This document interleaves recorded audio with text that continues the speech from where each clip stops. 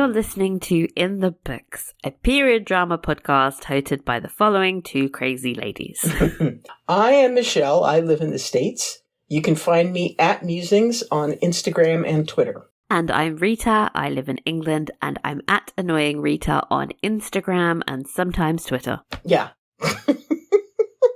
And welcome to a much requested podcast on the Hulu movie Rosaline. Rosaline. Say it however you like. No one's going to arrest us. Yeah.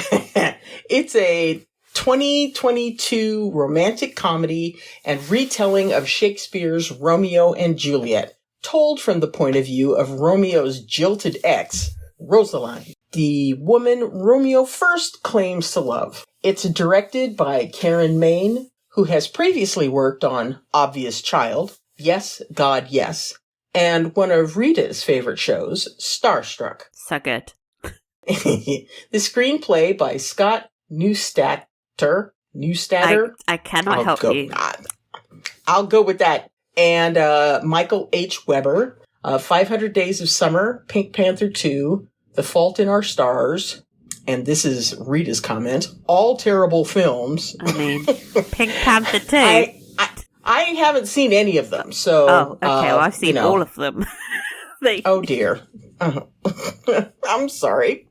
And apparently it's based on the 2012 young adult novel When You Were Mine by Rebecca Searle, which in turn was inspired by William Shakespeare's Romeo and Juliet. But Rita has something to say about that. The film was released on October 14th, 2022 on Hulu in the United States, Disney Plus internationally, and Star Plus in Latin America. 74% of 77 critics' reviews are positive, with an average rating of 6.5 out of 10. The website's consensus reads, Rosaline covers well-trod territory, but Caitlin Dever's engaging performance in the title role makes this period romance easy to love. So, a discussion time. Okay. I thought it would be best to start off with our familiarity. Oh my God. English help. With Romeo and Juliet, because obviously. It is the Shakespeare play that I am the most familiar with. I had to read it twice in junior high and high school. And I've seen a bajillion adaptations, including the first one with, it's Olivia something. I can't remember her last name. I know it's the Franco Zeffirelli's version, but that has recently come under fire because of all of the underage nudity.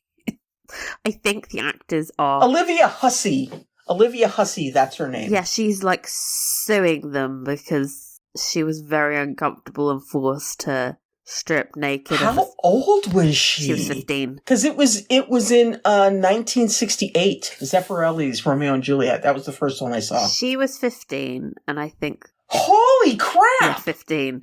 And he was like 17 or something, and they were both technically underage, so they didn't... Oh my God! You can't consent to be naked at 15? No! Oh my God! Yeah, I remember watching that for the first time when I was about 15 and being like, nudity. I saw it, I was in grade school when I saw it. Very inappropriate. Too much stabbing. I know, right? I had to have been about, maybe 10? Ooh. That has got to have gone over your head. I mean, the language alone. Oh gosh. Yeah. It was kind of crazy. See, my school's like Shakespeare for young children choice was Macbeth. Much less nudity, but a lot more killing people. But some witches, which is fun. Mm-hmm. Yeah. But yeah, so I think I've been exposed to the story of Romeo and Juliet a bajillion times. Yeah. And the adaptations, the straight adaptations of Shakespeare's work, and then the adaptations.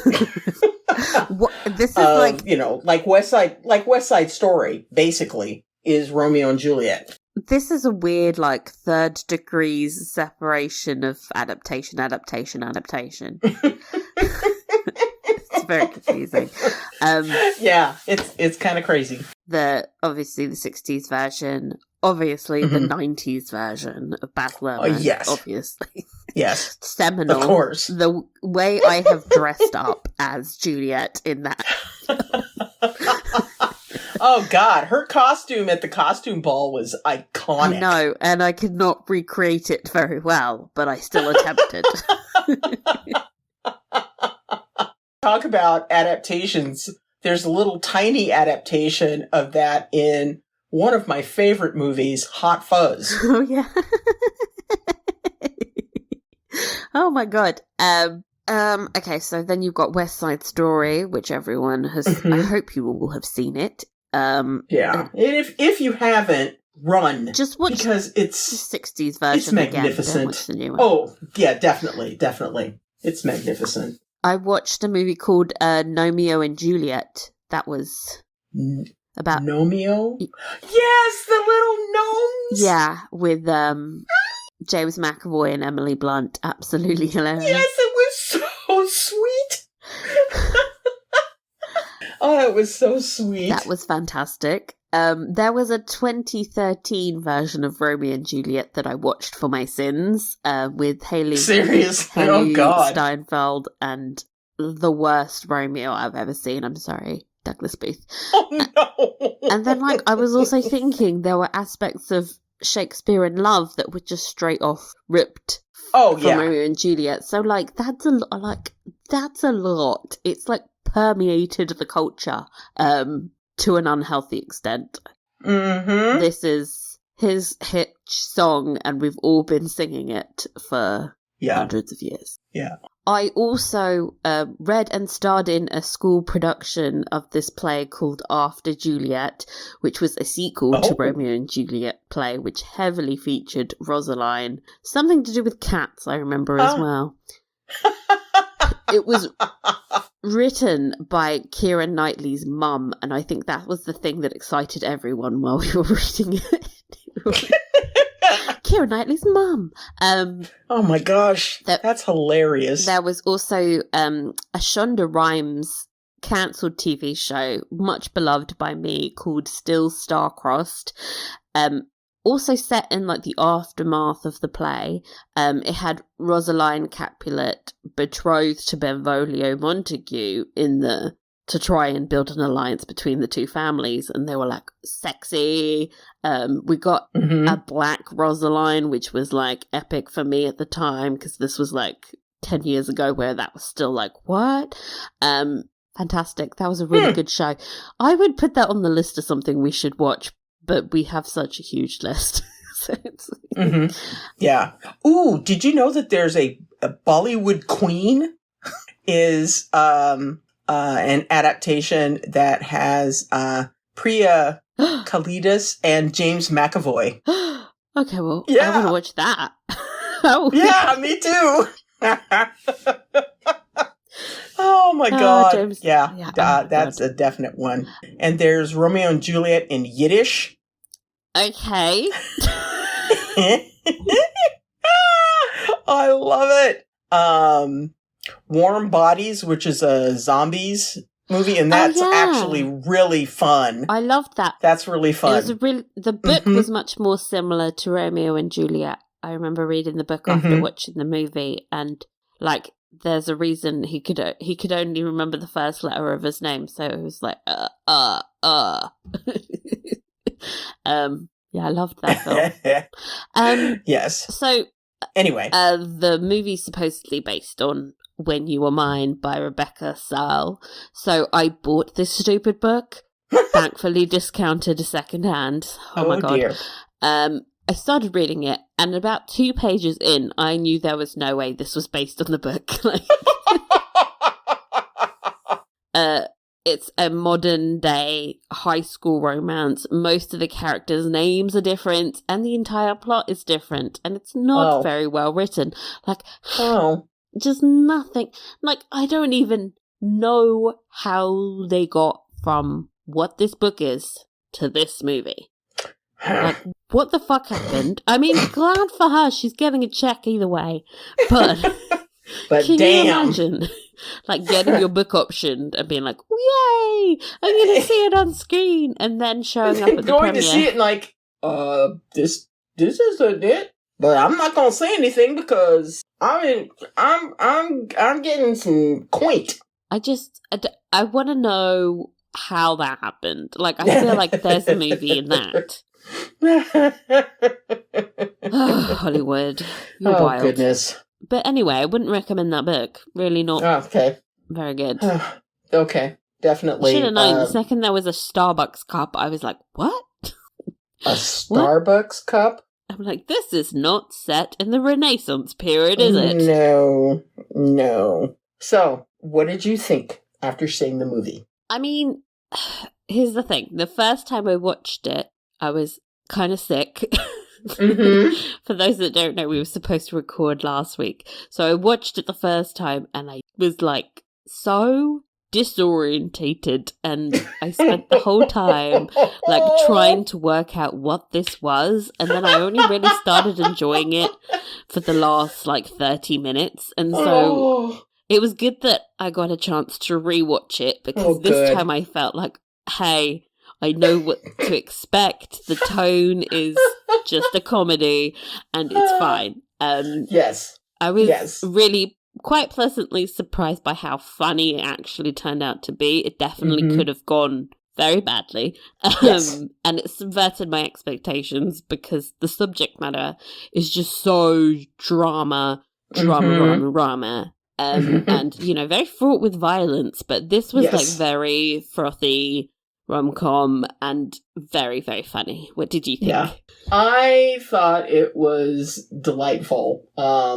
You know, I wound up watching it after I'd had kind of a crap day, and you know, I was just like, well, okay, I know I need to watch this because we're going to record.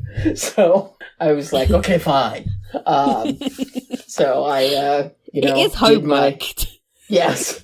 So I got my obligatory can of La Croix and a bowl of popcorn and settled in to watch it. And I was really pleased. It was really a fun way to spend, you know, an hour and 90 minutes. I think I went into it with the thought that this is a comedy, and, you know, it is based on this other character, and so I, you know, shouldn't be expecting it to be like spot on adaptation from the original William Shakespeare. And so, you know, going into it with that kind of attitude really made it a delight to watch. And I think it's like such a good reflection of what Shakespeare was doing as well, because obviously he didn't come up with the concept of these characters himself. I mean, he was basically like adapting an adaptation of an adaptation of an adaptation. So it's kind of funny that like this has just kept going and everybody's coming up with their own versions of this story. And this is a really wild a wild retelling of the story. I think like the best thing about it is definitely the performances, though. They were really funny and charming. I mean, sometimes there were massive plot holes, but you were just like, I'll go with it, whatever. Like this, just roll with it. There was one point where Dario said he's not a weatherman, and I was like, wait, what? Okay, just whatever. It's like, all right. That's cool. You know what a weatherman is. So, individual storylines breakdown. My favourite was definitely the relationship between Rosaline and Juliet. Really cute montage that started with Rosaline writing to Romeo about taking her cousin under her wing, and then over the course of the montage, it becomes really obvious that she doesn't know shit, and Juliet's showing her all these things. Yes. Elaborate chess maneuvers, and she has like calming startled stallions and playing the lute beautifully. Like she's just like perfection. She is a Mary Sue. I love that. Except, for her. Yeah, definitely a Mary Sue. Oh gosh, that was so much fun. I really liked the relationship with Rosaline and Dario. You know, it was one of those things where it was like, oh yeah, you know, these guys are going to wind up together, but you know, they got to go through it first. And I thought that, you know, the way that, you know, he took her out on the boat and she was just like, what the hell?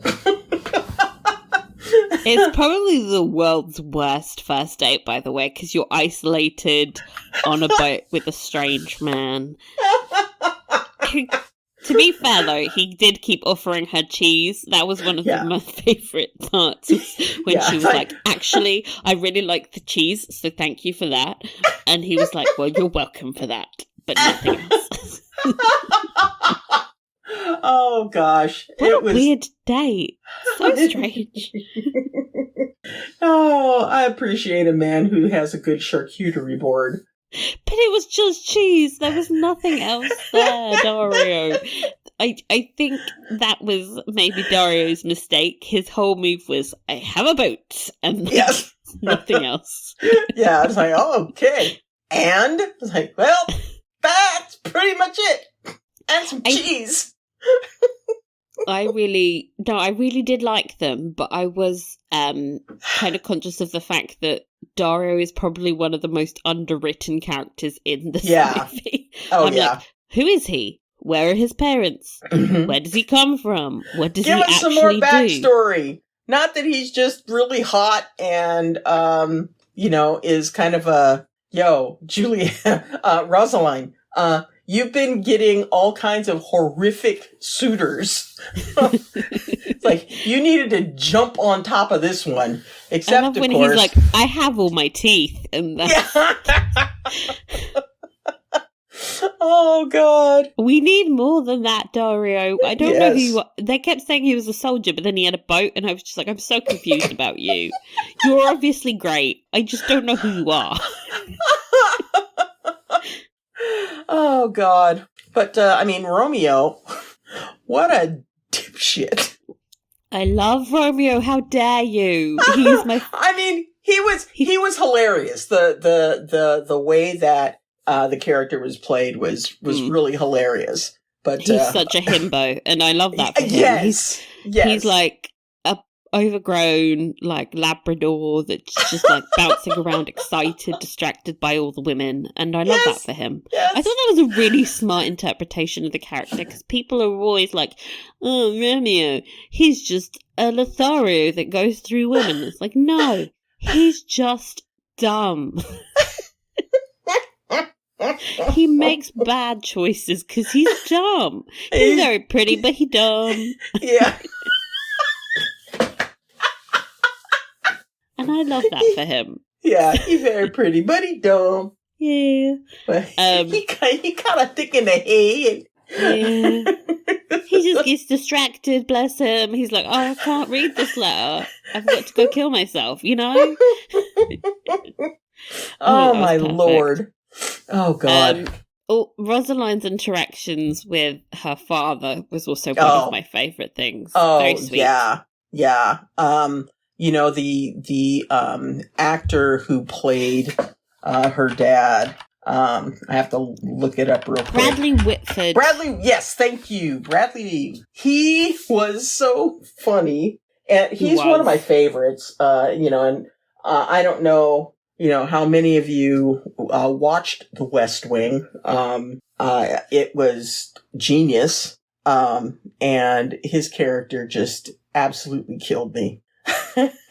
I was like, this was all of their interactions was, I think, what confused me the most the first time round. I was like, why is she screaming at him about wanting her own life? Like, what century are we in? Like, what's going on?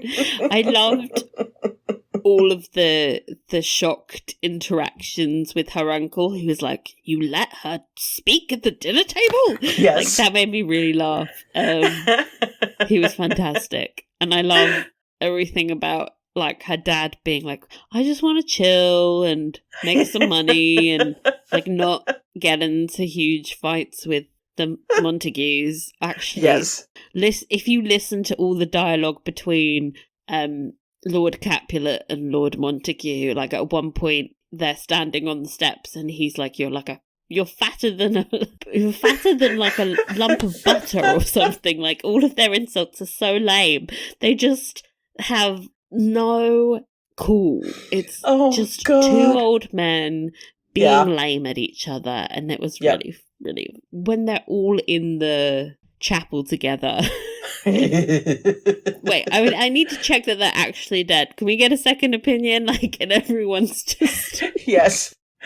Oh God. And how about Minnie Driver? Oh.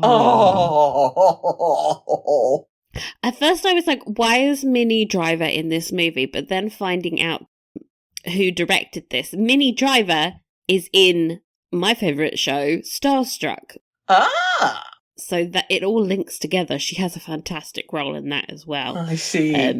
I love when Minnie Driver gets to be English, because she has, like, the most savage voice. She's just like, I'm a fucking nurse, okay? Oh my God. Yeah, she was fantastic. I loved the guy that played Paris. Paris is the light of my life. Yes. He's just so funny. Every time I loved his interactions with Lord Capulet as well. Yeah. The way they were on two different wavelengths.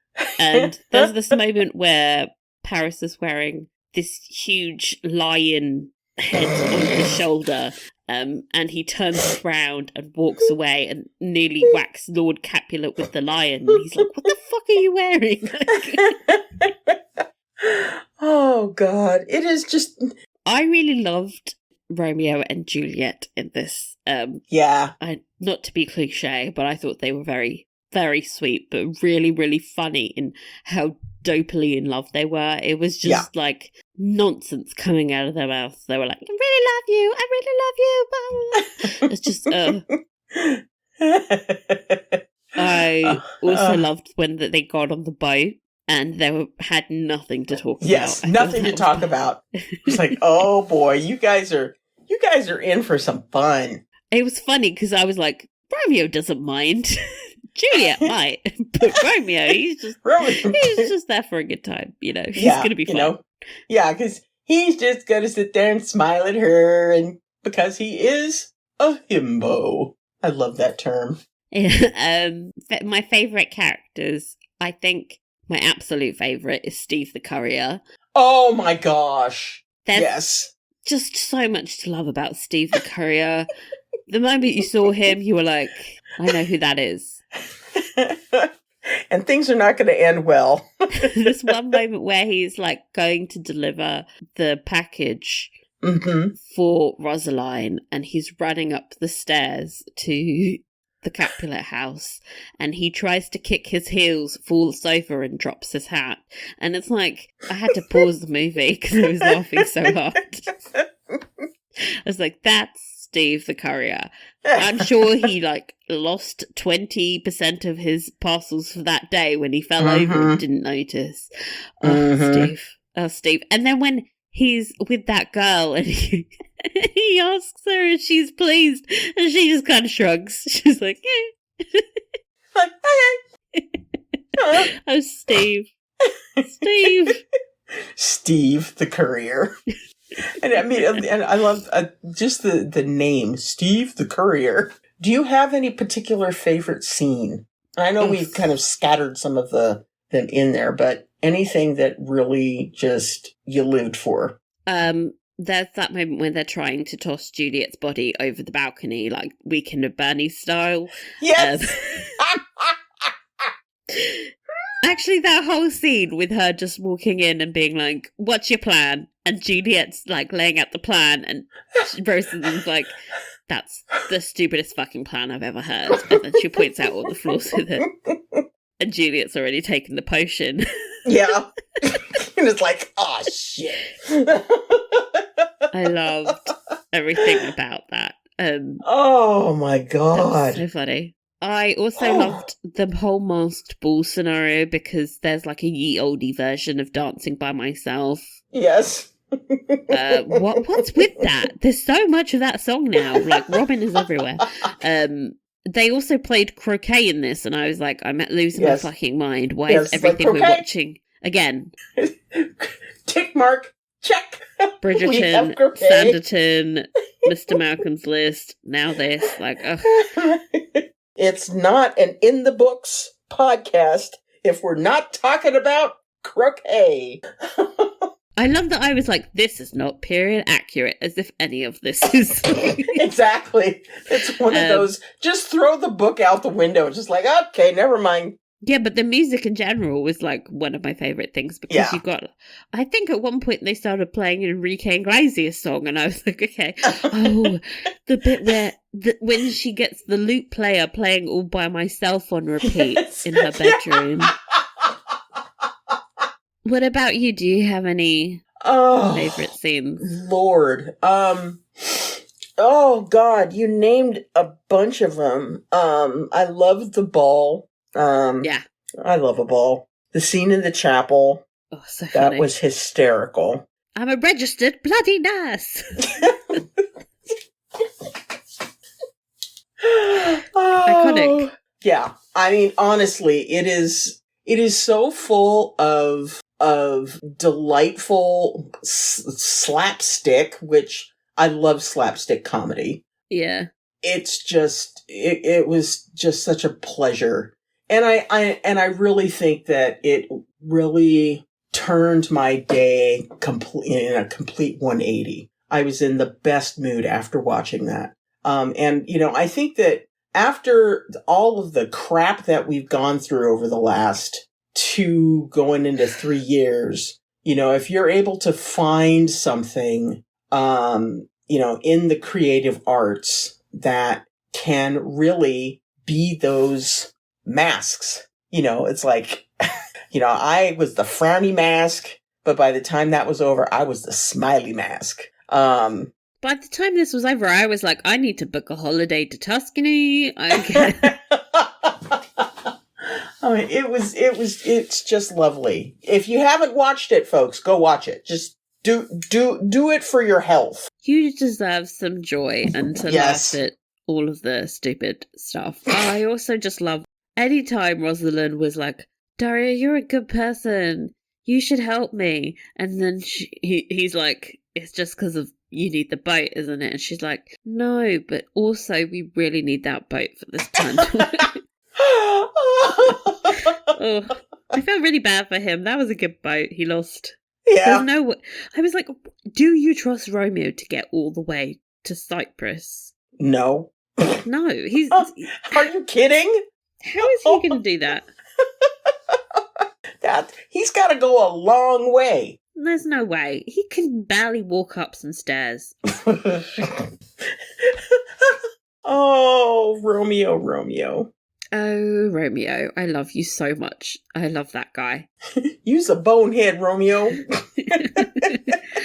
So in terms of costumes, I need to talk about Romeo's wig. It was giving me... he looked exactly like Heath Ledger in 10 Things I Hate About You.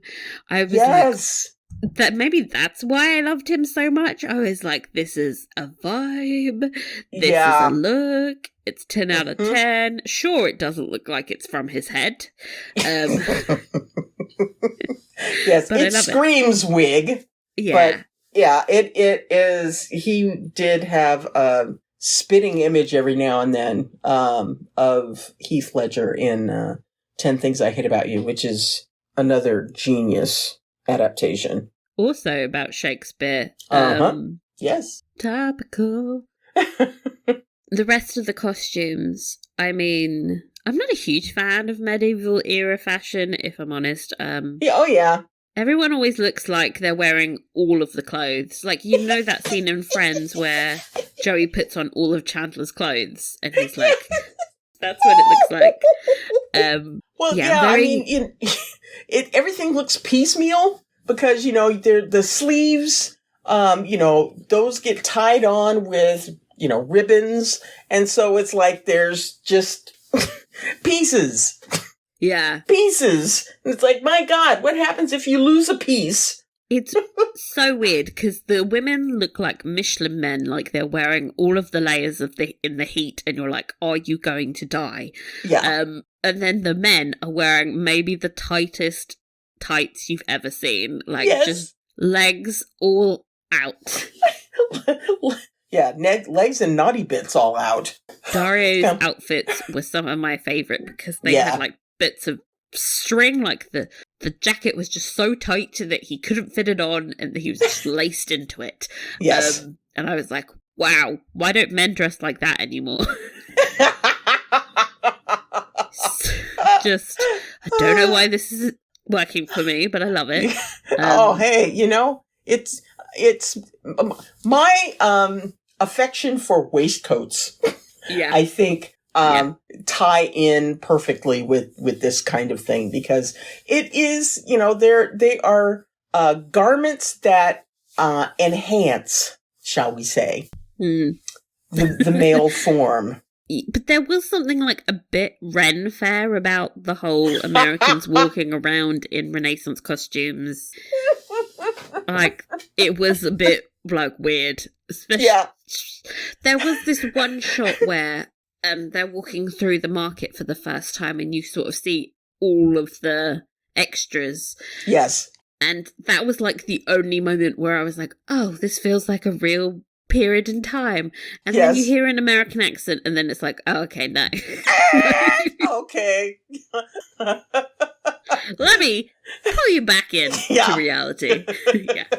Yeah, you thought that you were going to have a moment, but no. I also noticed there were a bunch of dragonflies on absolutely everyone's costumes everywhere. There was like a bunch even on sheet they covered Juliet in when she was dead.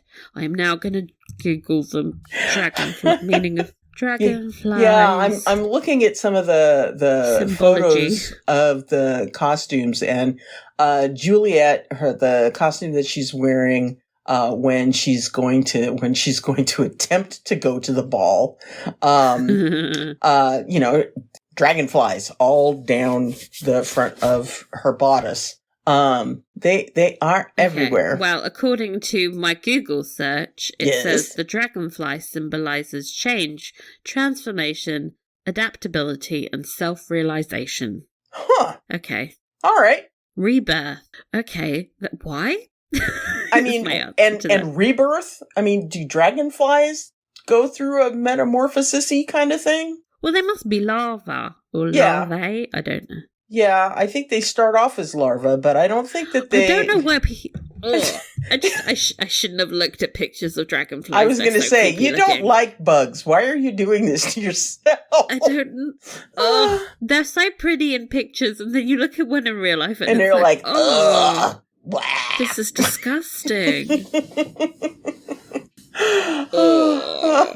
Yeah, okay. They're kind of awful. I would just like to know how this movie was made, because A, how did you get this script?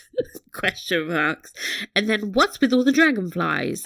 Who decided that we were going to do that hair on Romeo? Because I would like to give them a raise. Yeah. And just like stuff like the furnishing in the palaces. Yeah. I'm like, so much Baroque furniture and gold leaf everywhere. I'm like, why was that happening? Oh, God. Yeah. You know what this is doing? What this is doing? It's another one of Heath Ledger's movies, which is one that is if I'm surfing past it, I will stop and watch it. Is it First Night? Oh, A Knight's Tale. Knight's Tale. I love. Oh that my was God. The first movie I bought on DVD. That was the first one Really? I spent. Yeah. And I watched it over and over again. Yep. So, yeah. that was a really good movie. We should watch that for this show. That would be a lot of fun, because it also has one of my very favorite actors, Alan Tudyk, who he's American. He plays one of he's the redhead. Yeah. And I adore him. He's a magnificent. He's American? I always assumed he was British. Yeah, no, he's American. And he is just one of my all-time favorites, and he kills me in that movie. He's so funny. Yeah. I love Paul Bettany in that as well. Oh my God, yes. Such a naked Chaucer, the most naked Chaucer you've ever seen. So the location of this movie, it was, oh God, I'm about to butcher the place name.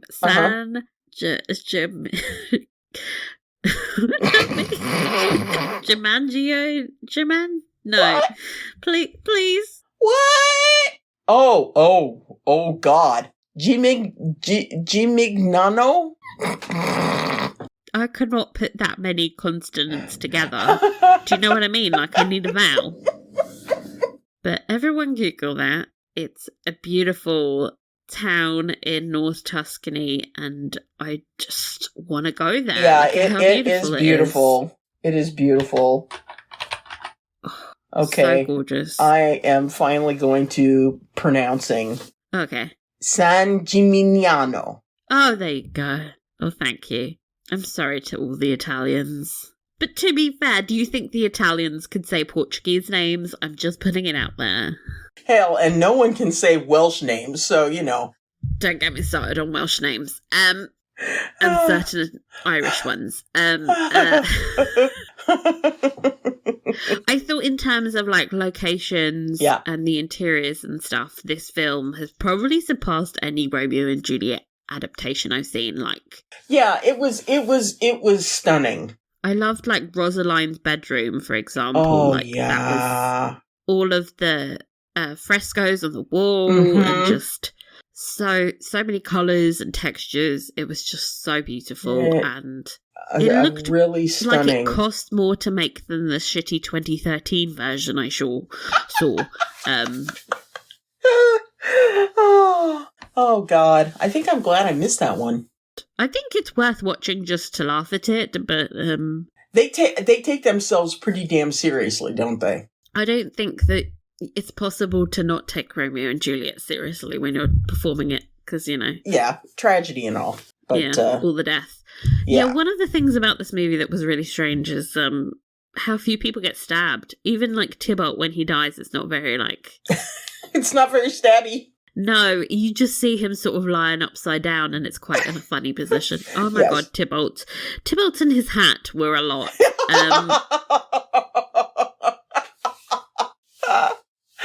One thing that threw me is, like, why does Tybalt have a British accent, but then the rest of the Capulets have American accents?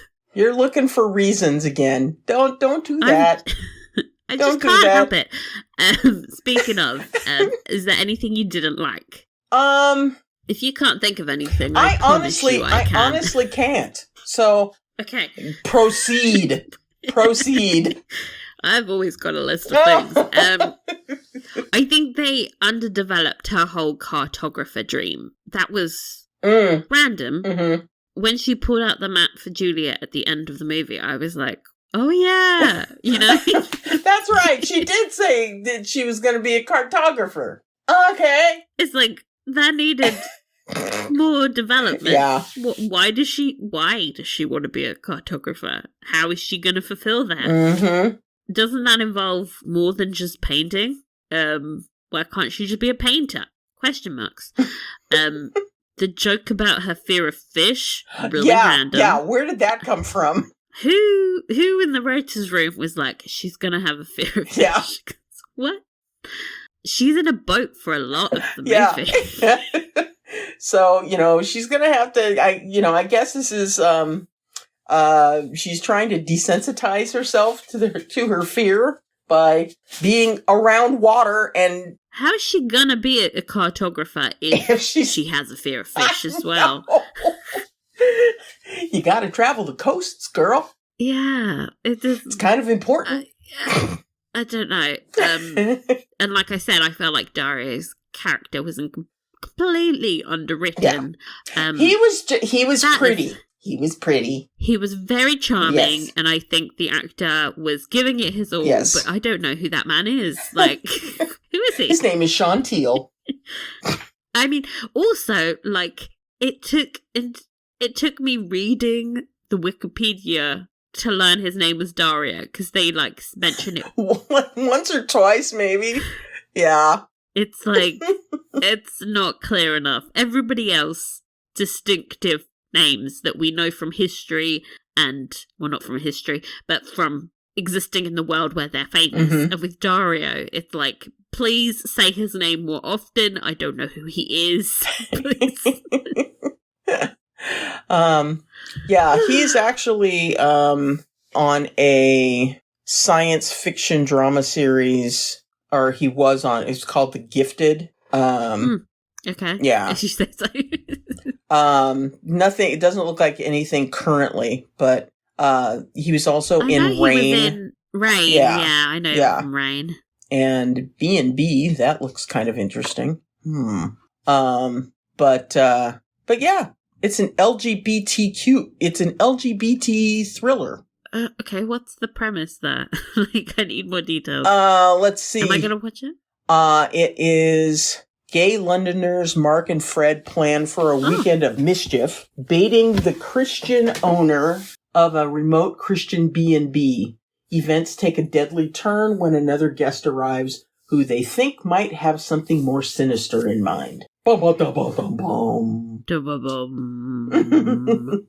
Okay. Yeah. That does sound quite interesting, but I don't know if I'm desperate enough. I'm thinking I can skip it. But it's not something I'm happy for him. Yeah. Good for you. I think I also want to watch some more of the Romeo actor's work, because I found him to be like the funniest. The line delivery was just, I laughed my head off a lot at his performance of his poetry. And there's just the moment where Rosaline is just like, shut up, okay? And he's like, yeah, okay, fair. Oh my goodness. Let's see. He is in The Greatest Beer Run Ever. Okay. Maybe I won't be catching up on his work. Oh my God. Zac Efron and Russell Crowe are in this. No, thank you. It's the true story of Donahue. Donahue? Off of Donahue? Who, as a young veteran, sneaks into the Vietnam War to deliver his friends who are serving their duty some beer. That's a real story that people thought needed to be made into a movie. Apparently. Got mixed reviews, so there's that. I'm not sure about that. Yeah. He's in an upcoming mystery film directed by Kenneth Branagh. Ooh. Oh, we are watching that. Yes. Yes, please. Based on Halloween Party by Agatha Christie. Mm. The film is a sequel to Murder on the Orient Express and Death on the Nile. Wow. He's really working with Kenneth? Was the West Side Story that you saw again? I saw the original West Side Story. I'm not watching 2021, and I know he's in it. I was just going to say, you know he's in it now, don't you? But yeah. I'm not. No, thank you. I know it's really good, blah, blah, blah. I can skip it because I saw the original, and the original is perfection. I know that there's no actual Puerto Ricans in the original, blah, blah, blah. But it's fine. We did it. We don't need to remake it. That's... I love that I say that as I'm like, please remake more Jane Austen movies.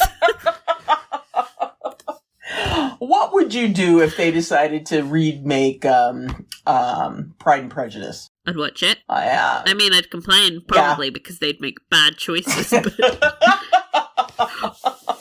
when they announced they were making the 2005 Pride and Prejudice, I complained the whole time, and then I loved it. So I was like, Keira Knightley? Why would they cast Keira Knightley? And then I watched it. Like, it was the best thing that ever happened to me.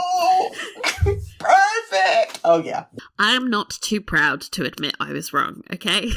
It's always a show of a fine person who's able to admit their mistakes. Thank you. Yes. We've got wildly off topic. Oh, my goodness. Yes, we have. Oh, daggers. How many daggers out of 5? I would give it... I mean, she did keep stealing his knife, so I was like, yes, that's good. I would give it 4 out of 5. Same. Yay! It was enjoyable. Yes. I think it was fun. Mm-hmm. I docked it a point, because I still think, the cast wasn't diverse enough. There really was no need to keep the 4 main characters white. Yeah. That's very true. Also, some of the minor characters, like Paris, and we got a brief sight of Mercutio being taken out on a stretcher. It's like, oh, look, the black guy. Let him say something. Also, again, I've seen Still Star-Crossed with a black Rosaline ages ago. So, I was just comparing it to that and thinking, you know what? They could have. They could have if they wanted to, and they didn't. So I'm docking them points. Bye. Especially, we're now in Black History Month, so I felt like we got to do it. Okay, inbox. Inbox time. Let's see. Hi, girls. How are you? Here is Morgana. I am so glad you guys made me rewatch this movie because he's putting you under pressure.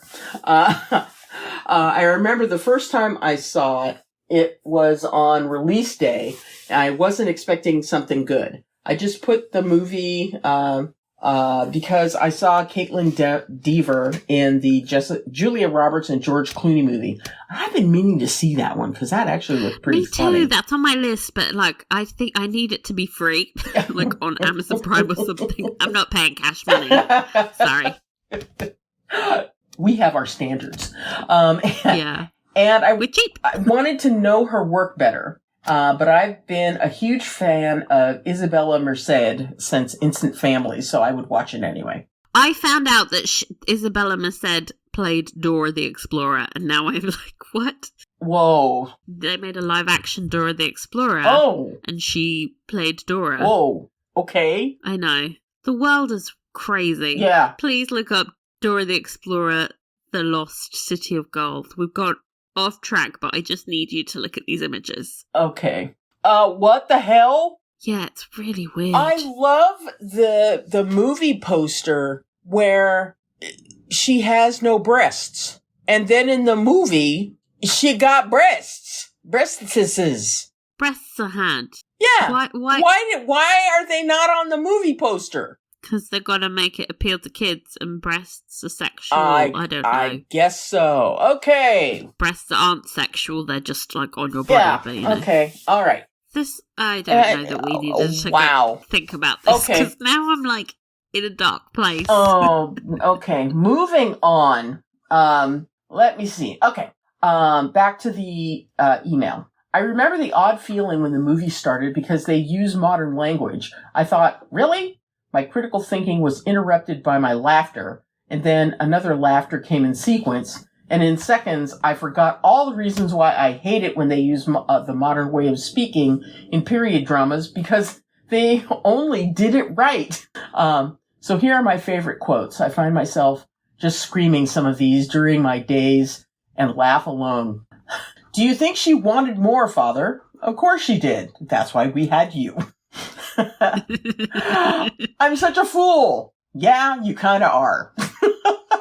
Step aside. I'm a bloody registered nurse. Yes. I love the music. Just made everything funnier.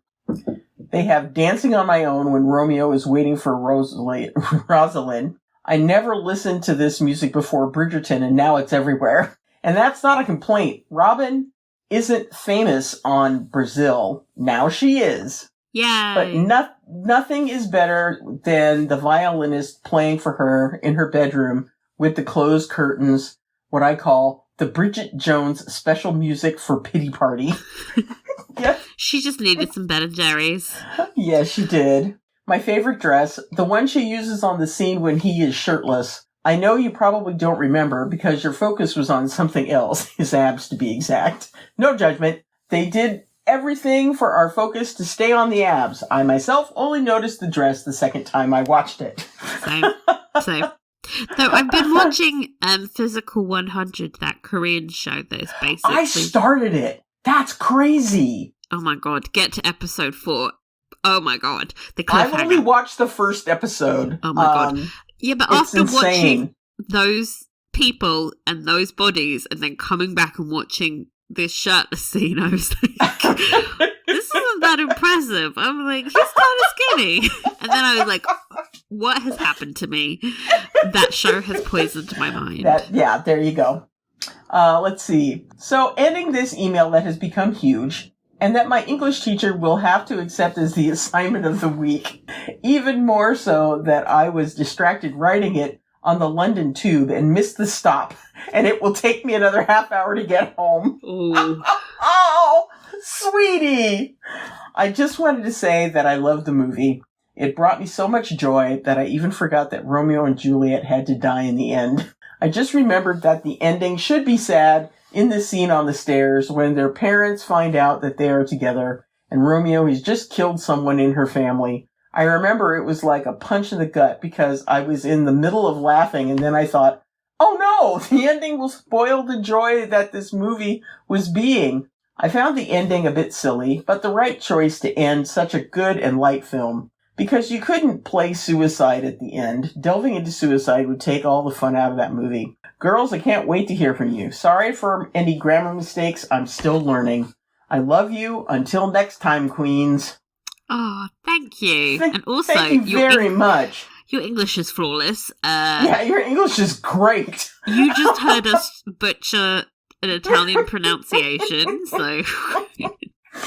But I feel girlfriend, humbled.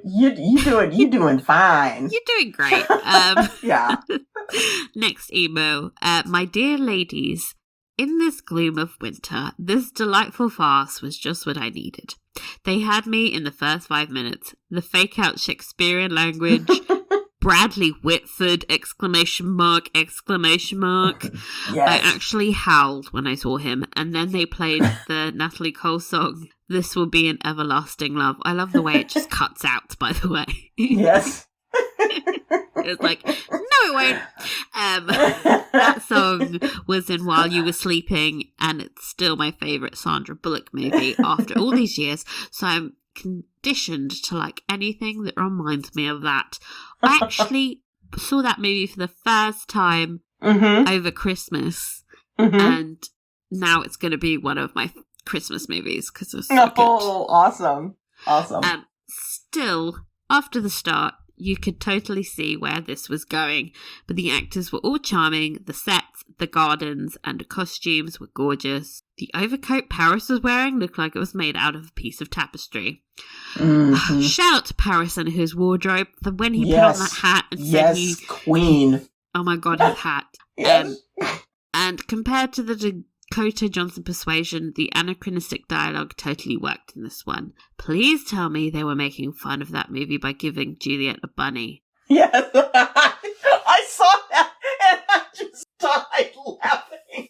I was like, oh my god! I actually laughed out loud at Rosaline getting into the boat. Rosaline following Romeo in the bright light of day, and then all of a sudden, it's night. That happened a lot throughout this movie. Like when they go out in the middle of the night to stop the wedding, and then suddenly it's 6 a.m. and you're like, what happened? Anyway, the violin player in the bedroom, every scene with Minnie Driver. Yes. Are we in a Minnie Driver renaissance? We should. Renaissance. A renaissance. I just really enjoyed this and could actually see myself putting it on again for a laugh. Thank you for making me watch this movie. This is from Denise. Thank you. Oh, thank you, Denise. Glad we #influenced you. Yes. Poke, poke, prod, prod, prod. Somebody sponsor us. Oh my goodness. Well, thank you so much for joining us. We'll be back soon with a series of podcasts on the Anne Boleyn miniseries. So if you want to get involved in the discussion, please email us at inthebooksnetwork@gmail.com and follow us on social media at InTheBooksNetwork for more fun period drama takes from us. Please remember to rate, review, and subscribe, and we will see you all next time. Bye! Bye.